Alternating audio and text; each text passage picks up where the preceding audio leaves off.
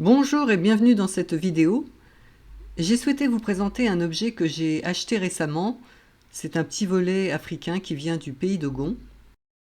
Alors les Dogons, c'est un peuple qui est établi en Afrique de l'Ouest, au Mali, dans une région qui porte leur nom, le pays Dogon. Cette région du Mali est connue pour ses hauts plateaux et ses immenses et très belles falaises qui s'étendent sur environ 200 km. Ces falaises s'appellent les falaises de Bandiagara et elles sont inscrites au patrimoine mondial de l'UNESCO. Vous avez peut-être déjà entendu parler des Dogons. Si c'est le cas, c'est parce que pendant longtemps, jusqu'au début de la guerre du Mali en 2012, le pays Dogon a été une destination touristique très prisée. Aujourd'hui, il est déconseillé de s'y rendre parce que le Mali est considéré par les autorités françaises comme un pays extrêmement dangereux, avec des risques de type enlèvement, attentats contre la population et les visiteurs étrangers. Après cette précision du contexte terrible actuel et qui risque de durer longtemps, je reviens au pays Dogon. Donc c'est une région au paysage grandiose, très contrasté. On peut traverser des endroits très arides et aussi des lieux très verdoyants. C'est un territoire très riche d'un point de vue biologique, architectural et culturel. Les Dogons sont des agriculteurs et des éleveurs qui habitent sur les contreforts des falaises et aussi dans les plaines à proximité des escarpements. Ils cultivent principalement des céréales comme le maïs, le sorgho, le mil et le riz. Ils stockent leurs récoltes dans des greniers fabriqués en terre et qui sont fermés par des volets en bois sculpté, comme celui que j'ai acheté. Ces volets Dogon sont très caractéristiques et facilement identifiables. Ils comportent la plupart du temps des motifs sculptés qui évoquent les croyances animistes du peuple Dogon.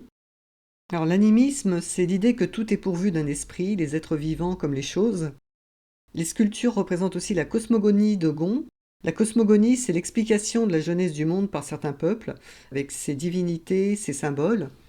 Dans la cosmogonie Dogon, par exemple, on a le symbole du masque à plusieurs branches, et ce masque représente la solidarité de la communauté Dogon. C'est ce que vous pouvez voir en haut de mon volet. À côté des masques, on a deux personnages stylisés qui représentent, je suppose, un couple de nomos. Alors les nomos, ce sont des divinités mi-homme, mi-poisson qui sont nées du dieu créateur Ama. On retrouve également tout un bestiaire comme le serpent, la tortue, le crocodile. J'ai vu sur certains volets des éléphants, des chiens, des singes. En règle générale, donc, les animaux présents dans le pays Dogon. Sur mon volet, on a deux tortues. Et la tortue, dans la culture Dogon, c'est un animal sacré qui représente la fertilité, la sagesse et la longévité. Ce qu'il faut noter, c'est que selon le village où les volets et les portes ont été fabriqués, les animaux peuvent avoir une signification différente. Sur les côtés du volet, le sculpteur a représenté 3 serpents. Les serpents sont aussi des animaux sacrés qui symbolisent pour les Dogons la longévité, la guérison et la transformation spirituelle. On peut trouver aussi sur les volets Dogon et aussi sur les portes la représentation stylisée des propriétaires. Vous l'aurez compris, tous les motifs sculptés de ces beaux volets ont pour fonction de protéger le grenier et les récoltes du peuple Dogon. J'aime beaucoup ces objets sculptés qui sont issus de l'artisanat populaire, ethnique, et c'est pour ça que j'ai acheté ce volet. Je pense qu'il s'agit d'un volet artisanal avant tout produit pour le tourisme, mais je m'en fiche un peu parce que j'aime beaucoup le travail de stylisation, c'est plein de fraîcheur, le volet a une belle patine, et puis il est orné de plein de symboles protecteurs, et ça c'est plutôt sympa.